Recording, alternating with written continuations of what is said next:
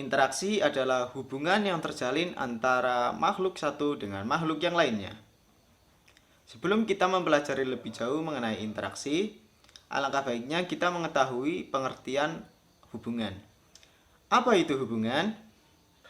Yang pasti, suatu hubungan itu terjalin tidak secara sendiri ya. Lalu, interaksi seperti apa yang terjadi antara makhluk hidup satu dengan makhluk yang lainnya? Yang pertama, interaksi antara komponen abiotik dengan abiotik. Yang kedua, interaksi antara komponen abiotik dengan biotik. Yang ketiga, interaksi antara komponen biotik dengan biotik. Kita bahas satu persatu ya. Interaksi yang terjadi antara komponen abiotik dengan abiotik. Di dalam interaksi ini, komponen abiotik saling mempengaruhi komponen abiotik lainnya, di mana hubungan yang terjalin di dalamnya itu hubungan timbal balik. Misalnya, interaksi yang terjadi pada siklus air di suatu perairan, di mana komponen abiotik berupa cahaya matahari dan air itu saling mempengaruhi. Bagaimanakah pengaruhnya? Pengaruhnya yaitu ketika suatu intensitas cahaya matahari yang mengenai suatu perairan meningkat, akibatnya terjadi peningkatan laju penguapan air. Hal tersebut mengakibatkan pembentukan awan yang lebih banyak daripada biasanya, sehingga awan-awan tersebut menutupi cahaya matahari yang akan masuk ke bumi, sehingga intensitas cahaya matahari yang diterima bumi itu menjadi berkurang. Interaksi yang kedua yaitu interaksi antara komponen abiotik dengan biotik. Di dalam interaksi ini, komponen biotik sangat dipengaruhi oleh komponen abiotik. Begitu pula sebaliknya, komponen abiotik dipengaruhi oleh komponen biotik. Seperti pada tumbuhan tertentu yang dapat tumbuh dan berkembang dengan baik pada suatu daerah yang memiliki cuaca dan iklim tertentu. Seperti pada pohon kelapa misalnya. Pohon kelapa apabila ditanam di suatu area pantai, dia akan berkembang dengan baik, seperti berbuah besar dan juga pertumbuhannya itu cepat. Akan tetapi hal itu berbeda ketika tumbuhan kelapa itu ditanam pada area pegunungan. Hidup, tetapi tumbuh dan berkembangnya itu tidak sebaik pada area pantai. Ada suatu kasus tempat di pegunungan yang tinggi itu tidak berbuah. Mengapa hal tersebut bisa terjadi?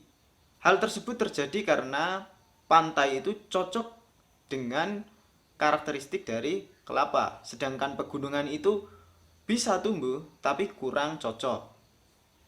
Kurang cocoknya itu dipengaruhi oleh cuaca dan iklim di pegunungan dan pantai itu berbeda.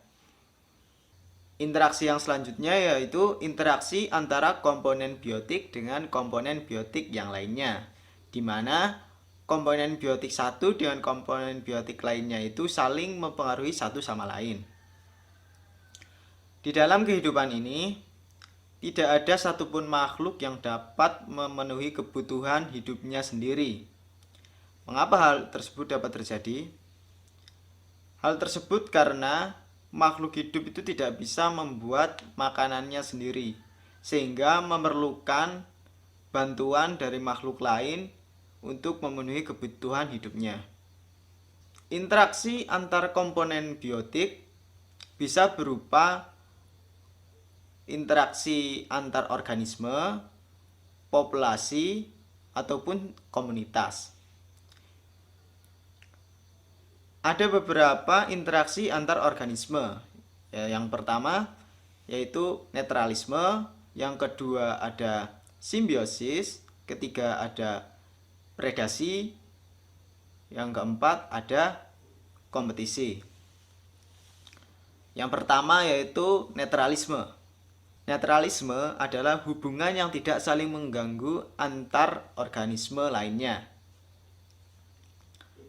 di mana di dalam hubungan netralisme tidak ada yang dirugikan maupun diuntungkan pada kedua belah pihak. Misalnya seperti pada sapi dan ayam di suatu tempat yang sama. Tidak ada keuntungan ataupun kerugian yang diterima masing-masing individu baik sapi maupun ayam ketika kedua individu tersebut berada di tempat yang sama. Yang selanjutnya itu simbiosis. Secara umum, simbiosis bisa diartikan sebagai hubungan timbal balik yang terjadi antara dua organisme atau lebih yang saling berdampingan. Ada beberapa jenis simbiosis menurut hubungannya. Ada simbiosis mutualisme, simbiosis parasitisme, simbiosis komensalisme, dan simbiosis amensalisme. Yang pertama yaitu simbiosis mutualisme. Simbiosis mutualisme adalah hubungan saling ketergantungan antara organisme satu dengan organisme lain, di mana kedua belah pihak itu saling diuntungkan. Misalnya, pada hubungan kerbau dengan burung jalak. Dalam peristiwa tersebut, burung jalak mendapatkan makanan dari kerbau berupa kutu, sedangkan kerbau diuntungkan karena kutu tersebut dimakan oleh burung jalak. Yang selanjutnya adalah simbiosis parasitisme. Simbiosis parasitisme merupakan hubungan timbal balik antara dua organisme di mana salah satu pihak diuntungkan dan di pihak lain dirugikan. Misalnya pada hubungan benalu dengan inangnya. Benalu adalah tumbuhan, akan tetapi tidak memiliki akar yang sempurna, sehingga tidak mampu menyerap air ataupun sari-sari makanan dari tanah. Untuk memenuhi kebutuhan hidupnya, benalu itu mengambil sari-sari makanan yang ada di dalam tumbuhan inangnya. Dengan akar yang berupa alat hisap, benalu akan menyerap sari-sari makanan yang telah dibawa oleh tumbuhan inang untuk diambil dan digunakan untuk kebutuhan benalu tersebut. Sehingga benalu mendapatkan keuntungan karena memenuhi kebutuhan hidupnya, akan tetapi tumbuhan inangnya itu merasa dirugikan karena makanannya itu dicuri oleh benalu. Yang selanjutnya yaitu simbiosis komensalisme. Simbiosis komensalisme merupakan hubungan yang terjadi antara dua organisme di mana salah satu pihak itu diuntungkan dan di pihak lain itu tidak diuntungkan maupun dirugikan. Misalnya hubungan pada tumbuhan anggrek dengan inangnya. Hal ini berbeda dengan parasitisme, di mana benalu itu menghisap sari-sari makanan yang ada pada inangnya itu untuk dirinya. Sedangkan pada kondisi ini, anggrek itu hanya menempel pada tumbuhan lain untuk membantunya mendapatkan sinar matahari untuk melakukan fotosintesis dan tidak menghisap sari-sari makanan dari tumbuhan inangnya. Dan tumbuhan inangnya pun tidak merasa dirugikan ataupun merasa diuntungkan dengan keadaan tersebut. Sehingga hubungan antara anggrek dan inangnya itu disebut komensalisme. Simbiosis yang terakhir yaitu simbiosis amensalisme, di mana simbiosis ini merupakan hubungan antara dua organisme yang menyebabkan salah satu pihak dirugikan, akan tetapi pihak yang lainnya itu tidak merasa dirugikan atau merasa diuntungkan, seperti pada tumbuhan mangga yang berhubungan dengan rumput liar. Ternyata di dalam tumbuhan mangga itu terdapat senyawa toksin berupa alelopati, di mana alelopati tersebut bersifat racun yang mematikan rumput. Cara kerja dari alelopati tersebut, ketika daun mangga itu berguguran, adanya zat yang disekresikan ke dalam daun tersebut, yaitu alelopati. Sehingga ketika daun mangga itu rontok, daun-daun tersebut akan menjadi herbisida alami, sehingga rumput-rumput di sekitarnya itu menjadi mati. Di sisi lain, mangga itu tidak melakukan apa-apa karena mangga itu tidak diuntungkan ataupun dirugikan karena peristiwa tersebut. Di sisi lain, rumput itu mengalami kerugian karena rumput akan mati yang disebabkan oleh zat alelopati yang dihasilkan oleh mangga. Interaksi antar organisme yang selanjutnya yaitu predasi. Predasi merupakan hubungan yang terjadi antara mangsa dengan pemangsa. Hubungan antara pemangsa dan mangsa itu sangat erat terjalin di antara keduanya, karena pemangsa tidak hidup tanpa adanya mangsa, dan sebaliknya, pemangsa itu berperan sebagai pengontrol populasi dari mangsa. Contohnya itu seperti yang terlihat pada gambar, yaitu adanya interaksi antara mangsa dengan pemangsa. Interaksi antar organisme yang selanjutnya yaitu kompetisi. Kompetisi merupakan persaingan antara dua organisme atau lebih untuk memenuhi kebutuhan hidupnya. Kompetisi biasa terjadi karena suatu persaingan atau perebutan bahan makanan ataupun suatu wilayah ataupun sebab-sebab yang lainnya. Misalnya seperti yang tertera pada gambar. Kompetisi yang terjadi di antara keduanya itu memperebutkan sumber makanan untuk kehidupannya masing-masing. Kompetisi bisa berupa kompetisi internal maupun eksternal. Kompetisi internal yaitu kompetisi yang terjadi antara spesies yang sama. Yang kedua yaitu kompetisi eksternal, kompetisi yang terjadi di luar spesies atau di dalam spesies yang berbeda. Dan tujuannya itu tidak lain adalah untuk memenuhi kebutuhan hidupnya.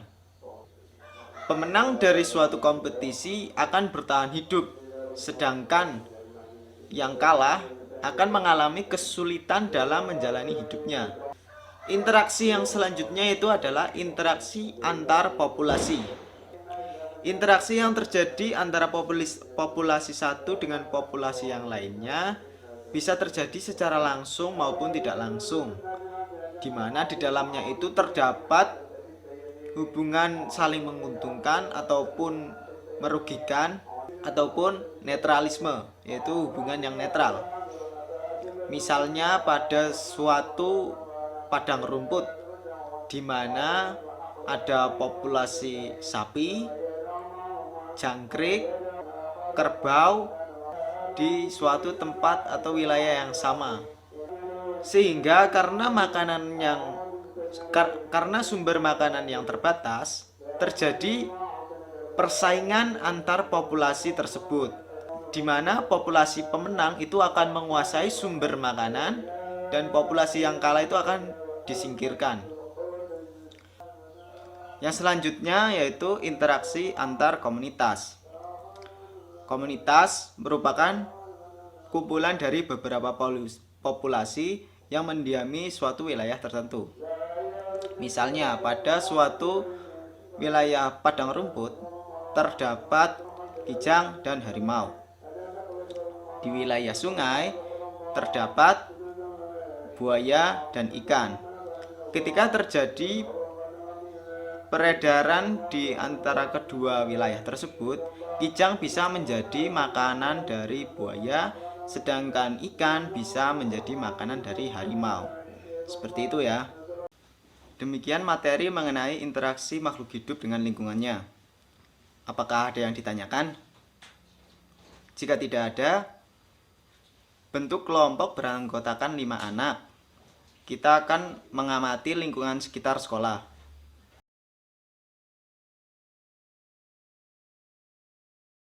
Baik, setelah melakukan pengamatan, waktunya kita melakukan diskusi kelas. Kelompok 1 untuk maju ke depan untuk mempresentasikan hasil yang telah diperoleh dari pengamatannya.